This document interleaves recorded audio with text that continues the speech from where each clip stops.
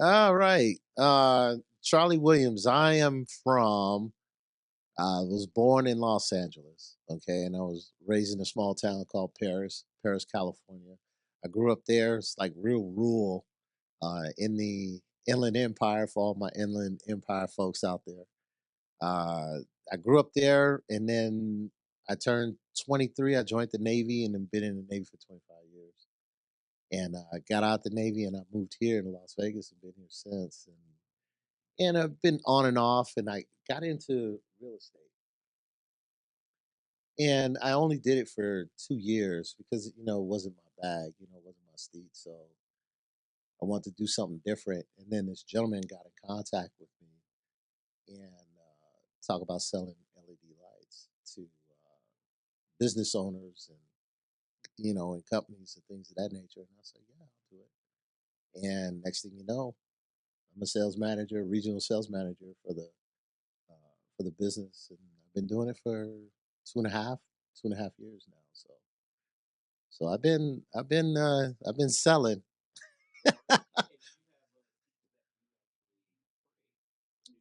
Yes, I have to train them. Absolutely, absolutely. And the training, it's it's not hard. Most of the time, it's more out in the field training.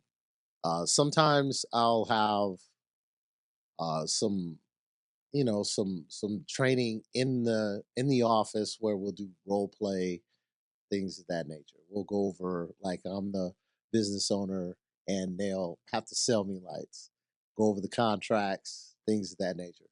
And sometimes we do sometimes we do that, but most of the time it's out in the field.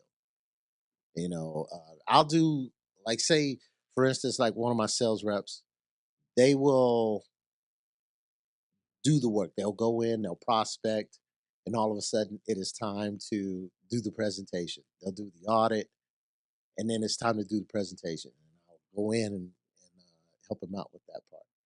Hi, my name is Charlie Williams. Introduce myself. I'm the regional sales manager for Lights there, and I'm here to go over the contracts with you, and pretty much it.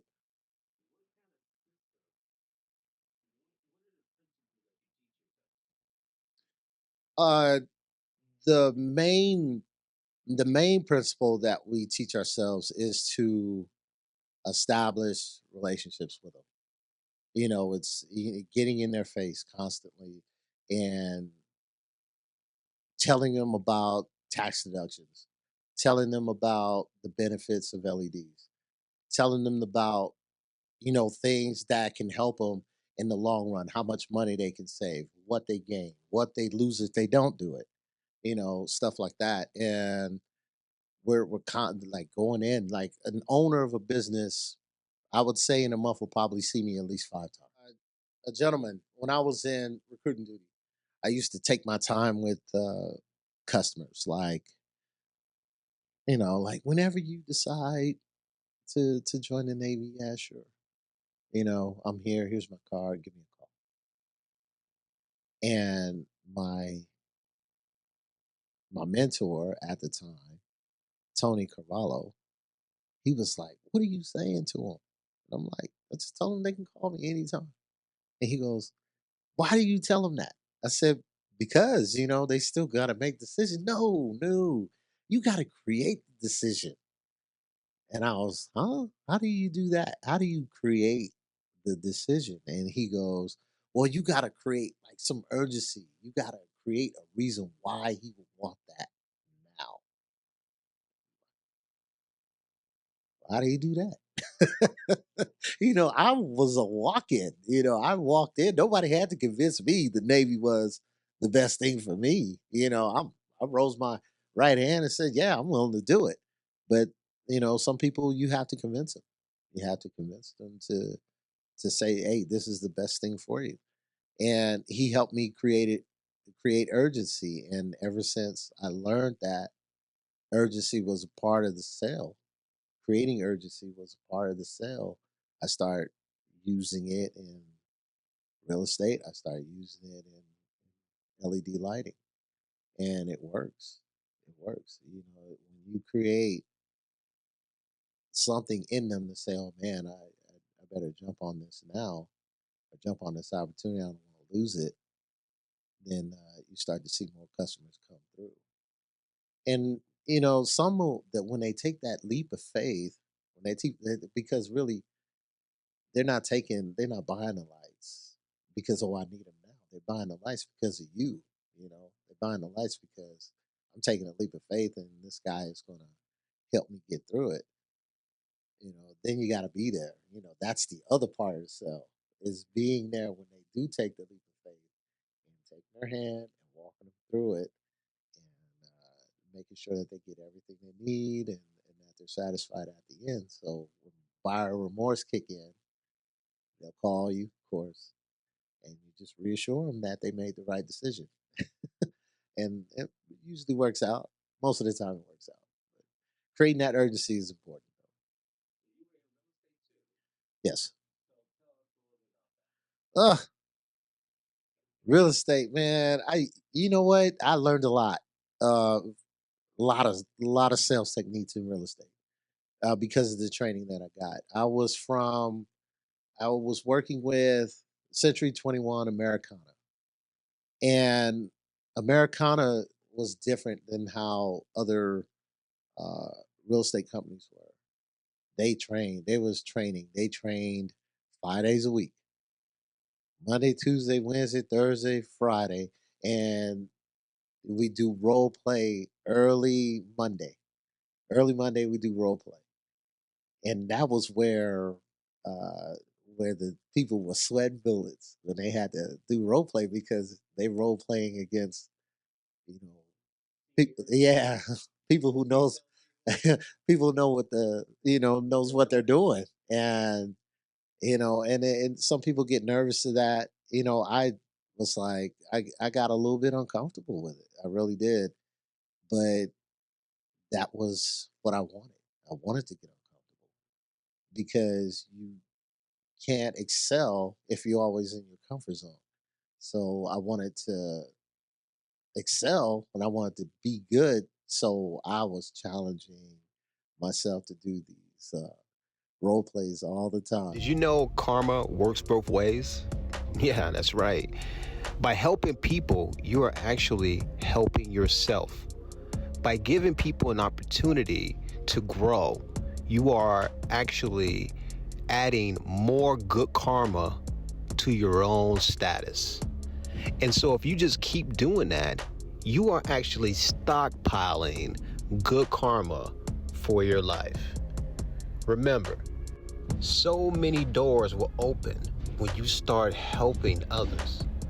That's the result of being a good human. Remember that. I mean, they were watching me getting creamed. Everybody else was watching me getting creamed. So they were like, nah, man, I'm not doing it. Charlie, can you do it for me this week? And I took every opportunity I could to learn. And it really helped me. It really did. And when I started prospecting in real estate, I was a little effective. I was a lot more effective because of the role playing. And the role playing gave me my confidence. We have the script. I learned the script. I had the script embedded in my head. And I put my own style to it. And next thing I was getting customers. And that worked out. It worked out great for a second. 2 years. Yeah, once I got my license, I did it for 2 years. I moved from Americana to Vertex Property Management Realty, Vertex Realty. Uh, nice. There's some nice people there. And I was doing real estate there and I did it for a while. I was holding meetings to new buyers. If anybody was a new buyer, I had a seminar. And I did presentations and seminars for new buyers. And I sit and go over what they could get. I had a mortgage broker there, and I also had a credit, like somebody to fix their credit. I had a credit person there as well. So, I had to set these things up to where buyers can feel comfortable about buying and have the resources so they can buy. And I did that for a a couple years, and then I met a gentleman named Thomas Atkins, and he shot me an email on no he shot me a text, excuse me, he shot me a text about an opportunity of selling lights, and I was like, I don't know. I'll come check you out. I don't want to miss an opportunity. Like I said, that credit card terminal thing, they got me looking at, got my eyes open for the opportunity. So I took a ride with him, and he showed me how the business was done, and I was hooked. I was hooked after that. I was like, man, I ain't doing real estate no more. Well, it was a numbers game, you know. It was a numbers game. It was how much you get if you get the sale. I'm looking at the difference. A $350,000 house. If I sell a $350,000 house, I'll probably get maybe 5, 6 grand from that. But if I sell a $350,000 lighting project, I get $35,000 for that. So it was just simple math to me. I'm like, I'm gonna go over here. It makes more sense, and I started doing that more. The more I did that, the more away I got from real estate. And then I just went ahead and just canked my license and said, I'm done. I'm just going to go ahead and do this. And once I made my commitment to it, then I started becoming a sales manager. And now I'm a regional sales manager. Oh my goodness. The one thing that I understand about sales is there are different types of sales. There's PSS, there's the 5 steps of the sale. I mean, there's all different types of sales that people use. And when you're in the whatever industry that you're in, that sales model, whatever it is going to be the one that's most effective. So what I would say that sales is open, man. It's one of those things that if you understand your customer, if you understand the needs of the customer, and you're able to give them, if you're able to deliver what they need, then coming up with the sell part, like the sales technique, it won't be that hard. You're the customer. What do you want? What do you need? I can provide that. And this is how I provide it. And this is the benefits of me providing that service to you. And go from there. So I don't think I've never got into a situation where anybody would disagree what type of sale that I would use or something that I use that somebody would disagree with. I remember I got into a scuffle one time about how I did my sales and recruiting duty, and they didn't want me to do it a certain way. But my way was the most effective, but they wanted control. That's a sales manager thing. They wanted to control the narrative. This guy's putting people in the Navy and we're not seeing it being done. I can't control what he's doing. So they wanted me to bring the applicant back to the office to sit down and talk with them so they can hear the sale and things of that nature. Well, I was doing the sale at the high school. I would go to the library and sit down and talk to them and then close it. I wouldn't say I close it there, but I make an arrangement to where I go see the parents now. You know, Next thing you know, I go see the parents, and they're like, "Yeah, I want my son to join." "Oh yeah, I want my daughter to join." And I'm walking in the office like, "Yeah, so just want to join. Yeah, this person wants to join. Yeah, this person wants to join. Oh, by the way, this person wants. How the heck is this happening?" And they're like, "Man, you need to bring him in the office so I can see what you're doing." I'm like, "But what I'm doing is working," you know. And they didn't appreciate that, and we got in a scuffle, a little fight. A young mother of 34 was diagnosed with cancer and passed within a year. Her policy replaced her income, allowing her husband to focus on raising the children instead of rushing back to work. Life insurance replaces lost income, so a family can maintain stability when a primary caretaker or earner is gone. In this situation, it gave the husband the freedom to prioritize his children and healing rather than immediate financial survival. Put your stamp on it. And what I mean by that is when you let your personality like just ride through and just seep into those scripts, and you next thing you know, you're spitting out lyrics that they never even heard of, and they're like, holy cow, how's this person doing that? Well, it's the personality of that person. It's their style and what they would say. And sometimes the personality is what makes them more effective. Not even necessarily like what they say. You got to know what to say first before you put it, before you take it in and you start spitting it out. So you got to know what to say first. But when you get to the point where it's already embedded in your head and your heart, and you just come out with it just top of the dome, and you like amazed to see that person, you know, grow like that. Man, where did you get that from? Same script you read, same script. It's in your head and in your heart. That's it. And then that's when you're more effective when it's like that. And when you're not guessing, when you're know what to say, when they come up with a rebuttal or an objective or something like that, and you just pop that thing right off, like and you handled that objective, they're more than happy because objectives and rebuttals are questions that hasn't been answered yet. Yeah, yeah, exactly. That's when the sale starts. That is correct, and that is just a question that you haven't answered yet. Just a question you haven't answered yet, and that's why you have to dig and ask those questions and inquire objectively of what they need, and you get to that point, then there's you can make things happen. A lot of good things happen. Practice. You got to practice. Uh, for instance, I'll get in the mirror and do a sell. I said, do a sell in the mirror. See what my face looks like.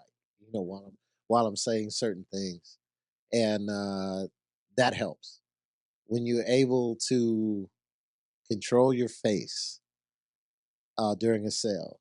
When exactly where it doesn't raise questions, where it raises confidence. Exactly. When they see that confidence and they see it in your face, and then you're saying what you need to say. Oh my goodness. Yeah, you're like, man, you're good. Man, I bought the man. I was thinking about getting the lights the first minute I talked to you. I'm like, whoa, I appreciate that.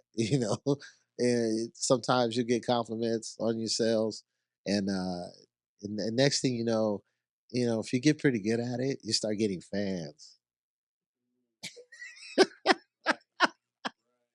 You start getting fans, and that's cool too. But they want to learn from you. So I never like holding information. If I got the information to help make any of my sales reps better, then they're gonna know it.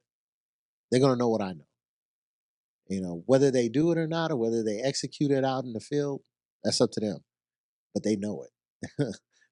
They heard it from me, or and if I got information from somebody else and I give it to them, they're gonna get everything that I know about sales and what I use and what I do. They're gonna know as well. This will help me. Will it help you? I don't know, but the meaning of it is to find what helps you. Because what I do may not be it for them, but they see that, oh, he is trying something. He's doing something other than this. So let me try something that works for me. Because I've seen people, like, yeah, I tried, doing the sale in the mirror. It didn't work for me. Okay, that's fine. You want to do some role play then? Right, exactly. Where I see myself, well, for one, this company that I'm in now, they are looking to become $1 billion company within 5 years, and I'm all for that narrative. I'm all for that. That's a goal. That's goal setting, and I like goal setting. We set goals here, so and that's a goal to shoot for because they're you know the gentleman the gentleman that owns the company, they're looking to sell it, to write off. And this is our last hoorah, make this $1 billion company and write off into sell it, and cash in on the stock options and ride off into the sunset. Yeah, yeah, exactly. So that's what I'm looking at. I'm looking at, okay, well, this is the company I'm in. I may as well go ahead and make a commitment. They're trusting me with the sales reps and making things happen in this region. So I'm gonna make it happen. You know, so I'm gonna do the best I can to make the sales reps make a living. That's my job, is to help the sales reps make a living. You know, and I take that serious because if they're not making a living, that's on me. I feel that's on me. Am I doing everything to help this person? Yes or no? And if the answer is no, then I better do everything I can. I want to be able to say yes on each and every sales rep that I did everything I could. I took them out. I even got a sell for them. But I can't do everything for you, but I'm gonna help you get a check at least. Right. I want to help them out, but I don't want to, like, oh, are we going out again next week? No, you already trained up. You already trained up. It's not your turn anyway. You're gonna have to wait till next week before I head back out. Car crash. Man was driving home from work when a drunk driver hit him. He unfortunately didn't survive. The life insurance check paid off the mortgage and kept his wife and kids from losing their home. Life insurance provides financial stability when tragedy strikes, ensuring surviving family members are not burdened by the debt during an already devastating time. In this case, it protected the family's home and gave the wife and children security and time to grieve without financial pressure.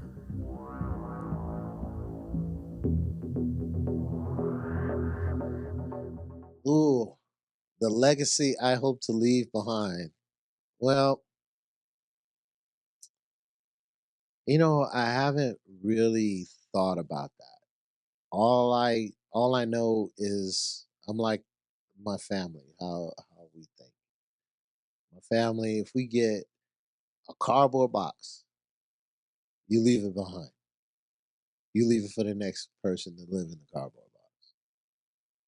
So, with that being said, the little bit of the empire that I build, I want to be able to leave it to my daughter, my grandson, you know?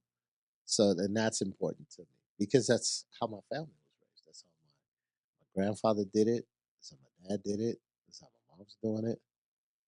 That's how I'm doing it. So, I always got to leave something behind for them. Now, in the next 5 years, I'll probably be done selling. I'll probably be done working with that company because the goal is to sell it, right? In 5 years, it may take a little longer. $1 billion is that's a lot of money. Yeah, how fast you can achieve that, but it may take a little longer, and that's fine too. Sometimes it may take shorter, and that's fine. But I want to leave a good legacy behind for my kids, my grandkids, to be able to have options. I can't. I mean, do I make enough to give them give a life to them? Not really. My goal is to be worth 2 million in my life. Will I exceed? Will I get to that? I have a goal to get to that.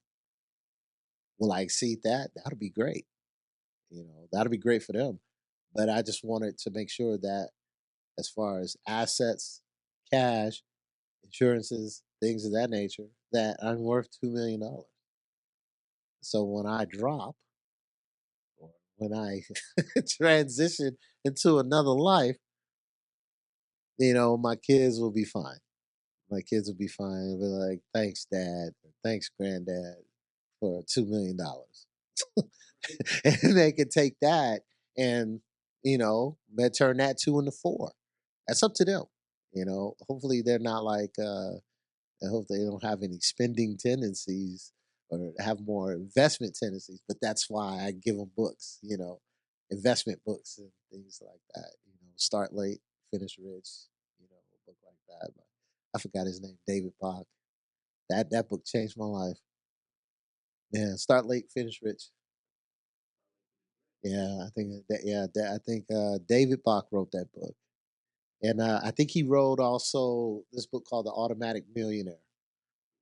Yeah. So that those books, when I read the Start Late Finish Rich book, I read that book that changed that book changed my life. And I was 36, 36 at the time when I read the book. And when I read it, I was like, man, I need to start getting assets. I need to start investing and things of that nature. So that's what I started doing.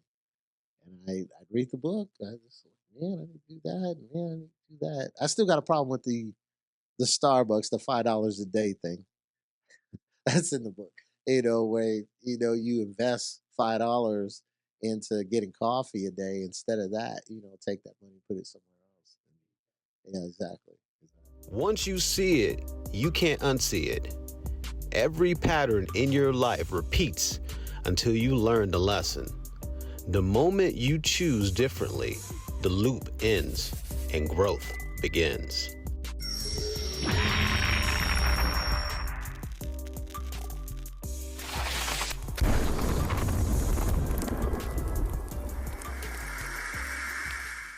The inspirational quote that I would give somebody if it is inspirational is don't doubt yourself and just keep going. Don't doubt yourself and keep going.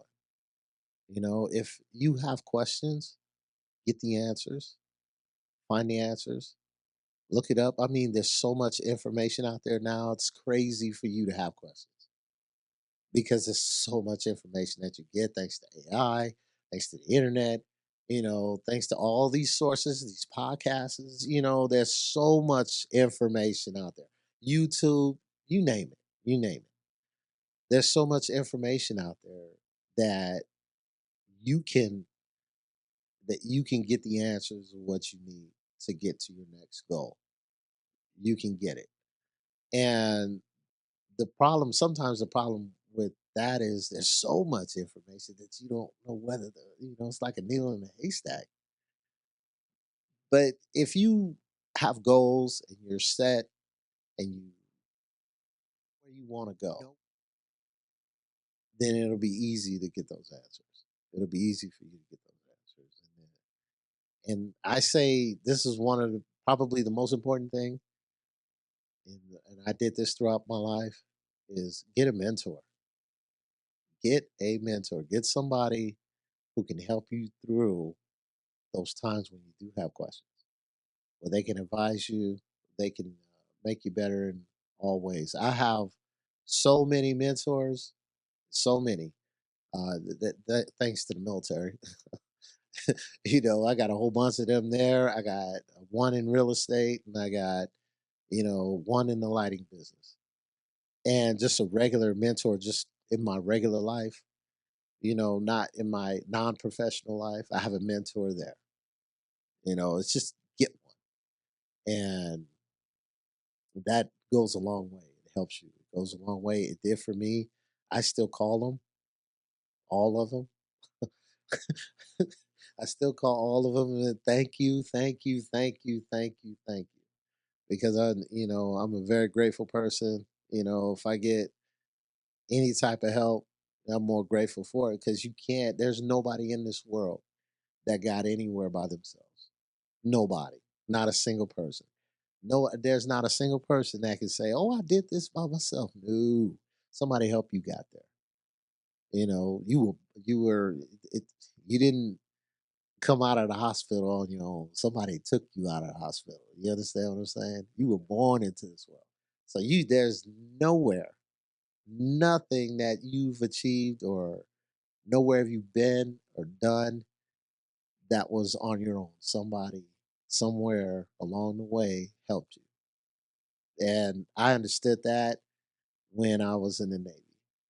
And I was like, wow, let me start thanking some people if I wouldn't have made it if it wasn't for them. So yeah, yeah, exactly. Absolutely. Where the company I work for is called Light Stare. They convert fluorescent lighting, metal halide lighting into LED lighting. And we have a business that's pretty good as far as getting things done. If you want whatever type of lights that you're thinking of, even if like personal design, well, we can also do that as well. Uh, the benefits of getting the lights is pretty good because what they call them, commercial business owners, oh my goodness, they get the benefits of like $5 per square foot per section 179D in the IRC code. I mean, this is something that Washington uh, passed, and it's going to run for a long way. I thought it was going to be eliminated, but it's still going. Um, I think it goes until next year, June of next year, June of 2026, and then it might be gone. So that's too bad. That's too bad. Absolutely. If you can get a hold of me, my number is area code 559-362-6629.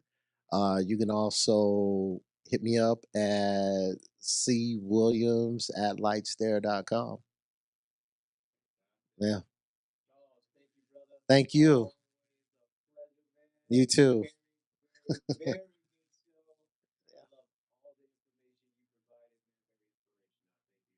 Thank you. I appreciate it. Appreciate it. Thank you, Zabko. Mr. Scott. The premiums fund the policy, and the cash value, that's your capital. Now, if you were to take a loan out on the policy, you can use it just for about anything, if you will.